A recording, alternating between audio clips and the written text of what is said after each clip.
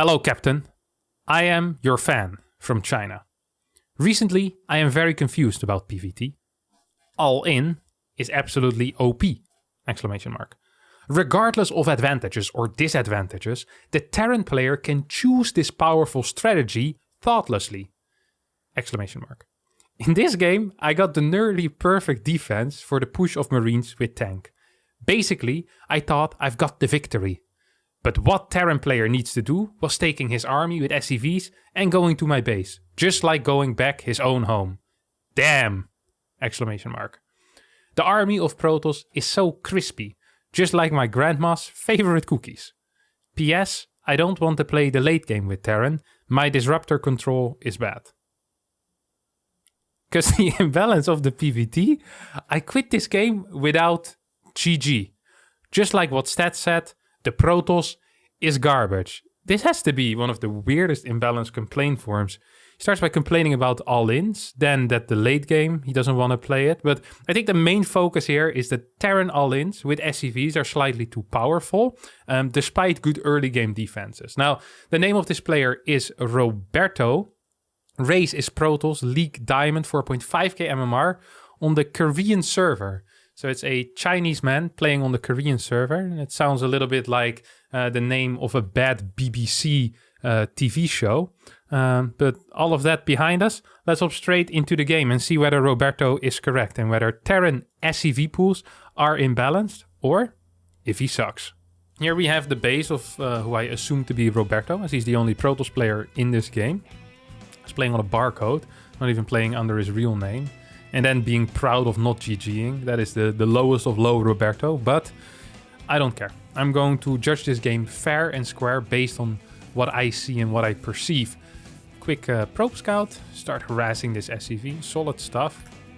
Always like seeing people just opening up with sensible build orders, and Roberto was opening up with a sensible build order. Core before Nexus, probably he's going to chrono boost out some type of adept, even trying to block his opponent's command center from going down. This is just going to be a nice high level game, isn't it? With concepts that make sense, with build orders that have been stolen and not made by themselves. And that is my favorite type of lower level game. It's when things make sense, it's the easiest to see where things go wrong for a player or whether something is truly imbalanced. If the game is super chaotic and I have no clue what's going on, it's often difficult for me to also kind of first of all see the thought process and truly judge whether something is imbalanced or not. So Reaper's going to pop out, so the probe move towards the left side. It's just barely going to miss it. It's very nice. Good start here for Roberto, honestly. He knows everything. Knows that there's a Reaper as well because he didn't see an early Marine. Got a lot of information with the initial scout. Building positioning is somewhat okay. We get a chrono boost on the first adept as well. Gonna get a tech building after the first gateway unit. This is one of these things that could be considered... What I was gonna say, getting a Twilight Council before the second gateway unit can be considered a little risky, because if you do that, you can send that first adept across the map to scout, because you don't have a second gateway unit. However, you're still supposed to build that second gateway unit after the Twilight Council, even if it's going to be delayed. Getting this fast second gateway does absolutely nothing for you, unless you chrono boost the warp gate. Because the time it takes for a gateway to build is 46 seconds. That means when your warp gate research is on 54 out of 100 seconds, that's when you can start your gateway, and it will simultaneously finish with your warp gate research. That means that this gateway is going to be 20 seconds too quick. And it makes no sense. And for that, he's cutting out a second gateway unit. So he's exposing himself to more risk for no real reason whatsoever. And if you're exposing yourself to no risk, to a lot of risk for no reason whatsoever, that usually just isn't a very good thing. If it's not necessary, I'd say no need. It's like the people that go swimming with sharks, you know? But then instead of using the cage, they don't use the cage around them. It's like, well, I'm not quite sure what that's going to add, except maybe a little bit of adrenaline. It just sounds very dangerous to me. But yeah, this gate obviously isn't very useful. We do have Blink coming in, so that is nice. We're not getting any chrono boost on it, which is disappointing to me. But then again, life is a series of disappointments.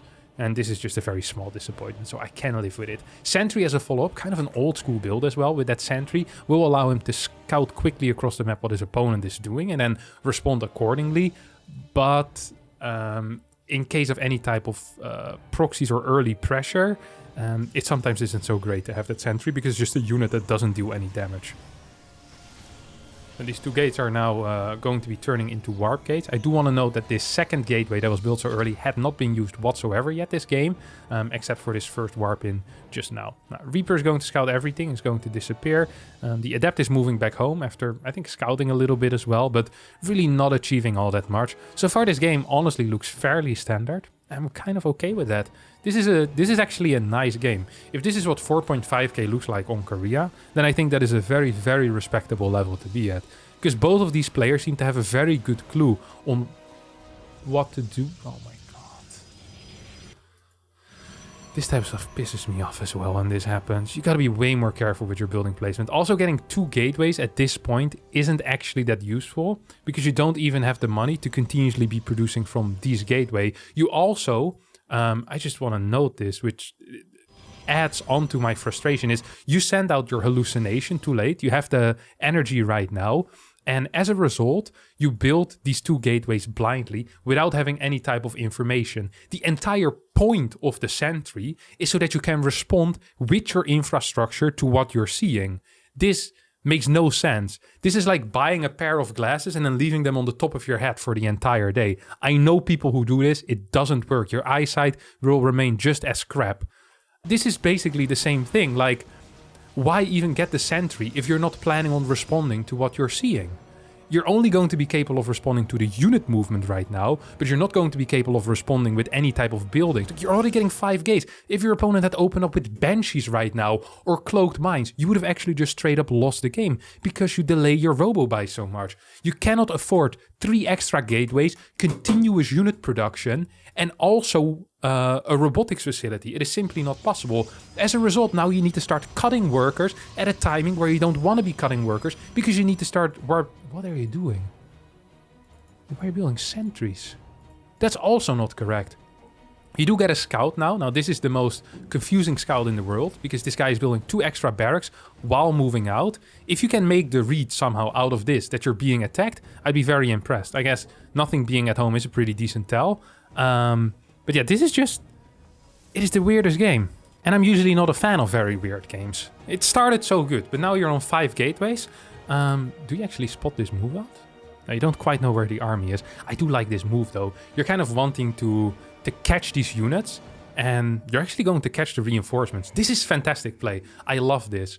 However, during this, you're not building any workers whatsoever. And one of the main things while fighting a 1-1-1 type of push from a Terran is that if you allow the Terran to get more SCVs while you're stuck on 46 workers, most of the time, even if you clean up this push, you're still not necessarily going to be ahead, especially if the follow-up is a triple CC. That isn't quite the case this time around, but you really got to be careful here and continuously build these workers. You catch a tank. Your unit position actually is very good. I really, really do like this. This is actually solid stuff. It sucks that you have these 3 sentries, but they can be used for hallucinations here. You could use like an immortal hallucination or 2 zealots extra hallucinated. Guardian shield, of course, also is viable. Blink on top of this, take out the tank. This was just a really, really good hold. This actually just was a good hold. With how little information you got, your unit movement was very solid. The only problem is that you didn't spend a penny during this entire time. So you're actually only up 3 workers, but because your infrastructure is so good and because you already have a 3rd base, I still believe you're in a very, very advantageous position right at this moment. Your opponent also didn't macro too well during this and continues rallying in. So I think if you were to give this game to any top Protoss and you were to give the Terran position to a top Terran, it would be like an 85 to 15% win chance for the Protoss at this point. You can get your forges out, you're way up in supply, you can even expand to a 4th base if you want currently, because you're already kind of saturated on minerals on this base. This is the one thing that you're doing right now that I would not recommend, is going for a straight up attack. Especially not right-clicking the bunker. What are these guys doing? Just hold positioning. This is not a very good move. This was a really, really really bad move even. You do end up killing a lot of workers. Maybe it's even worth it. This literally was the only way you could lose though. If this bunker gets repaired a little bit better, and this tank sieges up slightly faster, you'll end up losing all of your stalkers, your map control, your momentum, and your map control is going to be really, really important when your opponent eventually pushes out. So your opponent's already getting 5 racks.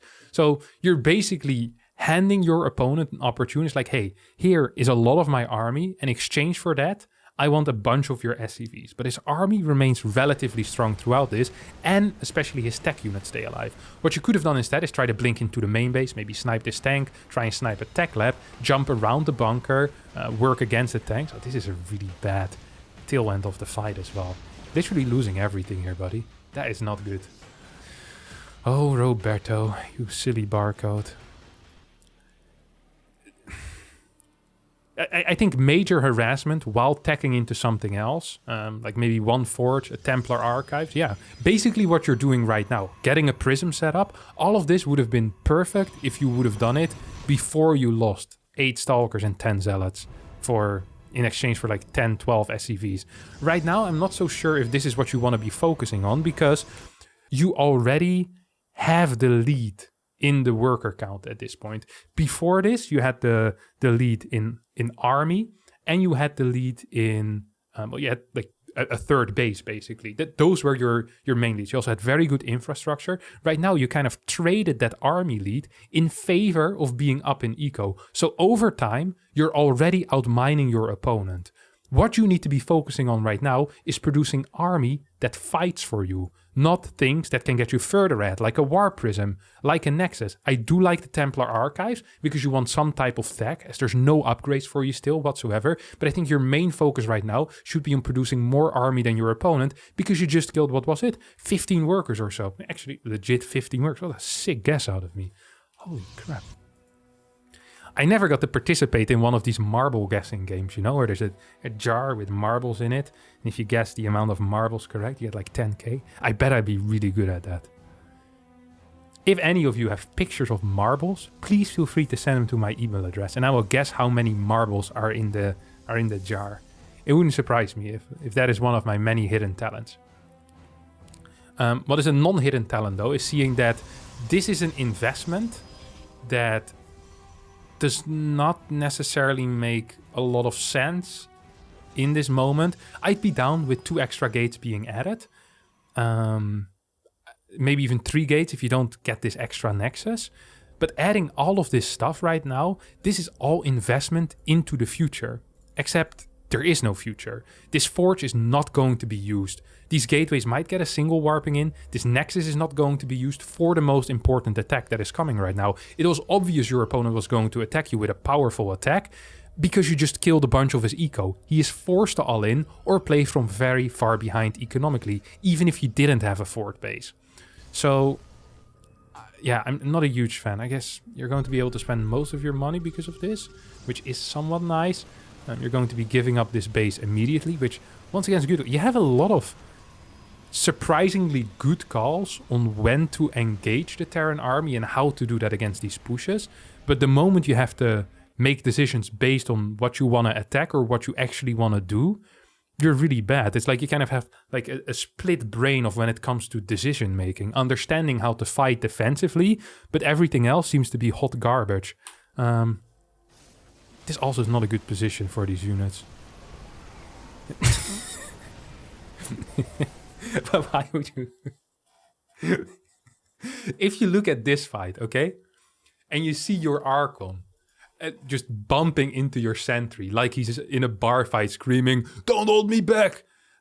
I don't think the play is to warp 10 more Zealots behind this army, which already is completely stuck and can't move anywhere. You obviously want to be warping in over here, or even warping in on the left side of this pylon. Like, it is fairly obvious to me that this is not the play, because these Zealots are just going to be bumping into your army until your buildings disappear. You do blink back and make some space for them. Actually, was not bad. Do like that move, but you're fighting very far away from your super battery as well. There was no real flank. Prism got a little bit too late. This would have been a sick move. You also could have warped like the 9 Zealots here, yeah, to go for a faster flank. That actually probably would have been a good call too. I do like that you realize that at this point.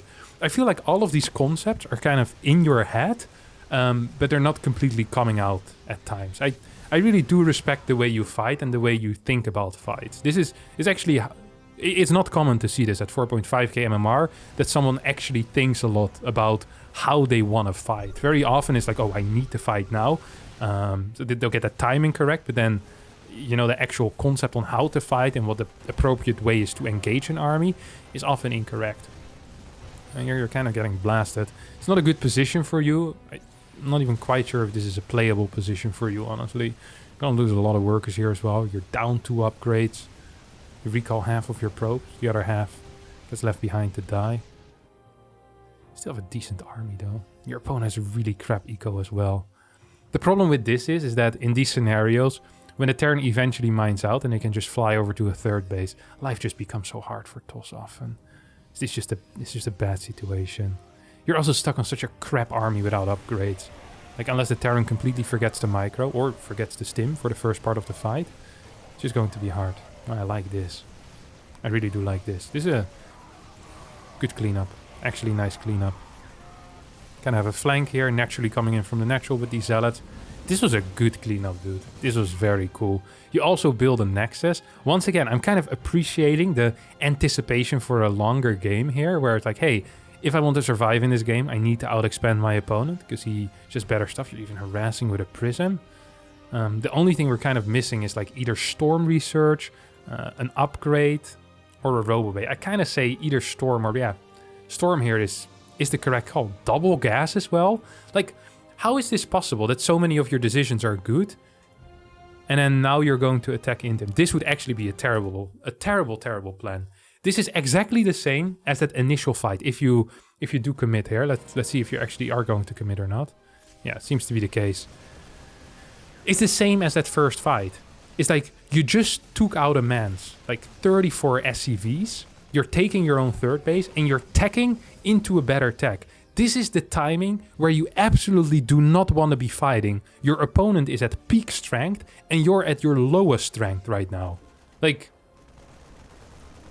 and then you're also getting counter dropped at the same time. So this is like a double jeopardy. Okay, can you say that? Is that how double jeopardy works? I'm not quite sure how it works, but I think this is double jeopardy. And that's not a good thing, if I recall correctly. Hey, you should have just stayed home. Set up this base, get your tech out. You're already getting the storm, which is good. Just get a couple of Templar ready for, inevitably, the next push. You could have figured this out as well, because you had a freaking observer. Why don't you use that before you decide whether to once again kind of suicide into your opponent's army? Blink in. Hello. It's 2 Marauders, mate. You don't need your entire army there. Your 5 Stalkers and 1 Zealot would have been plenty to kill this. Now you're going to be caught out of position. This guy stims into your 3rd base. You lose it. Luckily for you, this Terran is not responding whatsoever. But even if he goes in towards your natural, you're going to be fighting from an absolutely atrocious position. If the Terran positions himself properly, good old Mellow, that could be good. Archon's moving forward. Actually, it's a good fight. It's a good fight for you once again. Not enough medevacs for Mellow. Not enough medevacs for Mellow. Actually kind of holding here. I'm surprised how good these fights are going with no upgrades whatsoever. Also, can I just... I'm wondering why there's no Storm despite... Or no Templar despite Storm being researched. That's buying like 6 boxes of ammunition and then not having a gun. It's like, well... The ammunition is nice, but you're not going to be shooting anyone with that. Like, you're going to throw the bullets. Idiots. It doesn't work throwing bullets. If you're going to throw something, you should throw like a hammer or something. They hurt a lot when I was playing Super Mario, I remember. This is one of the harder levels when I was a kid. It's like where you had these hammer idiots throwing at you. Because they don't go in a straight line. It's not very predictable. They also jump up and down. The hammer bros were truly broken. Kind of like... Do I like this? No, you could have just defended this. I don't like this. I was talking about the hammer bros too much. You completely missed this army. Good map vision. I think you could have fought this, no? I think you could have. You're not necessarily up in eco, but you're up a base. You have better tech than your opponent. You have 600 gas. Once again, just being defensive here probably would have been the best thing. It's not like attacking into your opponent is going to make your army better. It actually makes it worse in this case. And because you're the one that needs time to build up and to get Templar out, to get Storm, once again, staying home would have been the correct call. You once again went for the incorrect call, just a little bit too trigger happy, and as a result you're going to lose your third base. And it really was the only advantage that you had this game. Your army is smaller, your worker count is lower, your army is slightly worse quality as well, I think. You do have 3 Archons. Maybe it's better quality, actually. Slightly better quality. And especially with these Templars in here now. So you're just going to expand towards the far right side. I lost so many workers, though. This game is just going to be so difficult right now. Because you know that eventually this is going to happen. This always happens eventually. So you need to just be up like 12, 13 workers. And you need to always be up a base against Terran in these type of scenarios as well. You're not up a base anymore. You're not up 12, 13 workers anymore either. That means you're pretty dead. Or at least, I think you're pretty dead. You still have Storm, which is a great comeback mechanic. But so far your positioning pre-fight has not necessarily been super brilliant. Your map vision is very poor as well. You never know where there's drops coming. You don't have an observer anymore either. I do like the DTs. I think DTs are an okay call. Not great, and the reason it's not great because you don't have +1 attack, and that means that these DTs are going to be 2-swiping SCVs rather than 1-shotting them. And that is not entirely what you want. Usually. You have the double swipe. It's not cool. Oh. Turret's also going down right now. A single scan. This is so risky. You should never put them in the same spot, mate. Always split them up. Oh, I guess you didn't know there was a third base yet. This little army is here taking out everything as well. Big scan. Is there another scan available? It's not quite seem to be the case. No, there's one more scan available actually. How is this army still alive? I feel like they should have been taken out years ago. Blink the Stalker or don't blink the Stalker. I don't care. You can do what you want. Yeah, this just looks really bad, honestly. You're going to need an absolute miracle to come back into this game. You don't see much of a miracle worker, so I'm not completely feeling it. Also, at this point, I think getting DTs is not really worth it because your opponent is relatively compact in the setup. You know, it's not like he's spread out with 12 bases that all don't have a turret. Like, you already saw that there was a turret being built. You know that there's maximum going to be like, what, 2 bases? A DT is a bit of a waste of money. I prefer seeing more Templar here, personally. But, yeah, I don't know. You can't even really delay these pushes because there's just going to be scans available, right? Yeah, he's just saving up scans. Like, this guy's an idiot. This is actually a good level. I really like this level of play, like, between both players. There's a lot of good decisions being made. Also some bad decisions. Well, a lot of bad decisions, especially by Roberto. But overall, it's like kind of okay with it. Good first storm. It's like a zoning storm of sorts. Where's the other Templars, though? Why don't I see them? I clicked them. Oh, they're all here? No, it's just 2 here. Oh, there's one in the main base. Okay. I don't mind that completely against any potential drops. Once again, now you're going to try and move out. At this point, I'd say that moving out might not even be the worst call. And it's not because I think that a move out is going to be working, but right now you have a power spike because you have Templar, and your opponent doesn't have a counter to the Templar yet.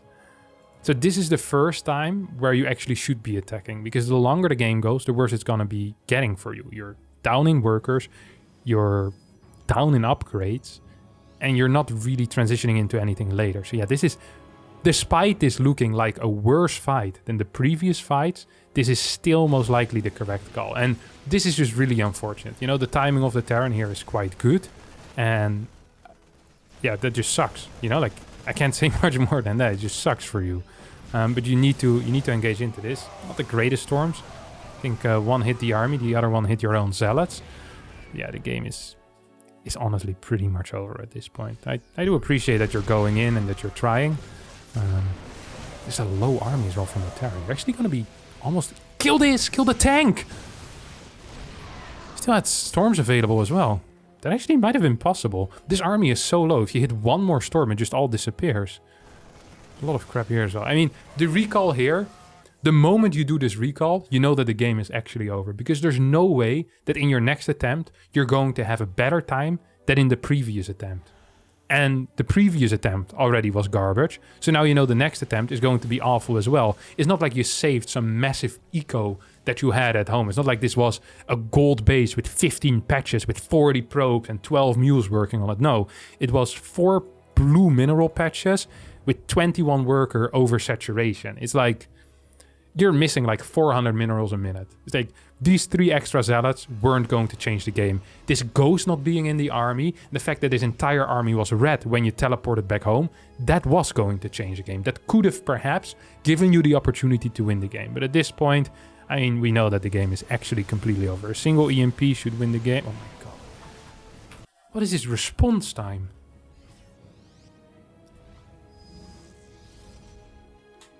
What is this? Look at this. Look at this prism. Look at this guy drop the Templar. The other, the ghost has like 5 minutes to aim the EMP. Look at this. 1, 2, boof. I hope a fly never tries to get into your eye. Because by the time you figure out there's a fly there, like the eggs that he laid in your eye will have given birth already. Holy crap, you're slow. Yeah, and then you type leave without GG, like a honorable macro Protoss that you are. Roberto, I have to admit, I actually was somewhat happy with a lot of the things that you did. And I'll actually start with that. I think that the way you approached a lot of these attacks, when it came to the timing of your engagements against the initial tank push, you really did fantastic with very little information. Your control was good. Your understanding of how to cut off reinforcements and then the timing of when to engage also was very good. However, every single time you did something good, it's like you had an angel and a devil on your shoulder. And every single time you did something right, you immediately had to kind of balance out the skills and do something so insanely stupid that it would baffle a Bronze 1 player. It's like your attack timings made so little sense. Just, you're having this massive lead, and the only way to throw it away, you figure it out and you do it. Consistently. Just consistently, you manage to figure out a way to throw a lead just straight out of the window. It is a special skill, but it's a special skill that no one wants, and thus I would not be advertising it if I were you. And right now, you're advertising it for the world to see. I agree that Terran all-ins can be very, very powerful, but there is a really sweet trick against Terran all-ins, and that is not losing your entire army a minute before the Terran is about to attack into you. If you know your opponent is stuck on 2 bases with crap eco, and is just going to continuously be attacking into you, why in the world would you attack into their defensive position first, especially if there is tanks? That makes absolutely no sense. The army of Protoss is not crispy like your grandma's cookies. The army of your Protoss is actually hard like a freaking brick that we build houses from. We're powerful, we can take a lot of damage, but attacking into defensive Terran positions isn't one of the things that Protoss armies are good at. Why would you do that? It just makes absolutely no sense. On top of that, you get Storm, don't get Templar for the big push. So that's a lot of money that you just kind of throw out of the window, and also a lot of potential against a majority Marine army that you could have dealt. Put it all together, I don't think Terran all-ins are overpowered. I think you, Roberto, just suck. That's the reality of the case here, my friend. You just suck. All right, it's going to be it for today's episode of Is It Imba or Do I Suck? Now, if you thought that this was a great episode and you want to be on next week's episode, be sure to send in your replay with your imbalance complaint form in the Google form that is in the description below this video. Don't forget to hit the like button, subscribe to the channel. Hopefully I'll see all of you next time for another video. Thank you so much for watching, and bye-bye.